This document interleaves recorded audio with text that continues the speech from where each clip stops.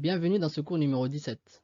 Après avoir terminé avec le mad, on passe maintenant à la shadda.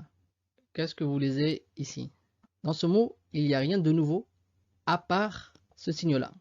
Ici, il y a un signe qu'on n'a pas vu jusqu'à maintenant. Là, la première lettre, c'est la lettre mim avec la damma, donc ça nous donne mot. Là, la lettre ha avec la fatha, ha, donc muha. Et là, le mim avec la fatha et ce signe-là, qui est la shadda, qu'on va voir dans ce cours et dans les prochains cours. Et là, c'est la lettre dal avec le tanwin, donc dun. Alors ce mot-là se lit Muhammadun, donc c'est le prénom, Muhammadun. On ne lit pas Muhammadun, s'il n'y avait pas ce signe-là, qui est la shadda, on aurait lu ce mot Muhammadun. Mais étant donné qu'il y a la shadda, ça se lit Muhammadun. On va voir tout de suite les détails par rapport à ce signe-là. On va voir maintenant qu'est-ce que c'est que la shadda exactement. Voici le mot que nous venons de voir. Donc ici, la Muhammadun. La shadda, en fait, elle double la lettre. Elle double la lettre et la première lettre a une soukoun et la seconde une fatha. Donc là, on a décortiqué le mot en deux parties. Donc ça nous donne Muhammadun. Là, on bloque un petit peu sur le premier mime qui est une soukoun. Donc Muhammad et sans ouvrir la bouche. Donc Muhammadun. On ne dit pas Muhammadun, mais plutôt Muhammadun. Donc voilà en gros ce que donne la shadda lorsqu'elle est écrite sur une lettre. C'est très simple. Et là, donc, d'autres exemples. Par exemple ici, Muallimun. Donc, ça nous donne Muallimun. Muallimun. Là, ici, la shadda est sur le bas. Donc, Rabbuka. Rabbuka. Ici, sur le dal, Tuhaddithu. Tuhaddithu. Ici, sur le ya, Ayyuha.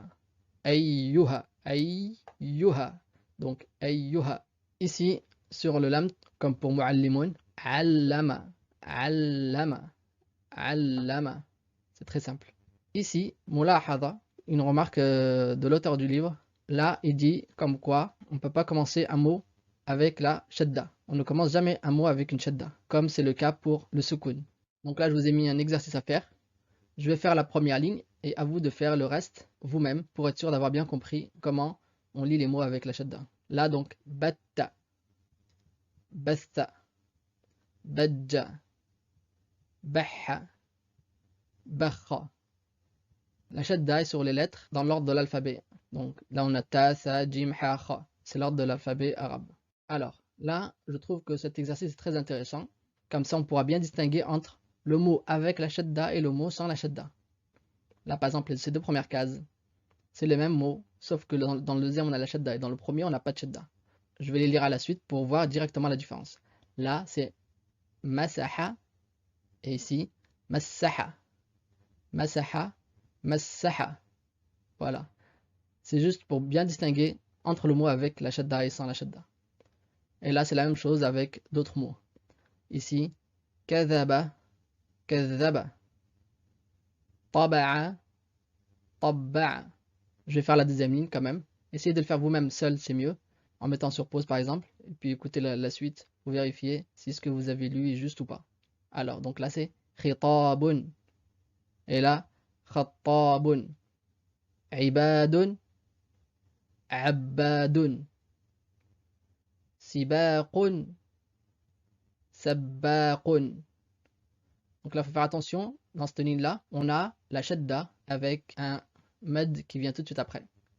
Donc là, vu qu'on a vu le med, vous devriez maîtriser le med, le prolongement de la voyelle. Et ici, le alif, ça prolonge la fatha. Donc on a la shadda et tout de suite après, on a le med. Donc khattabun, et non pas khattabun. S'il n'y avait pas le med, on aurait lu ça. Khattabun. Voilà, ce sera tout pour ce cours numéro 17. Bon courage et à bientôt.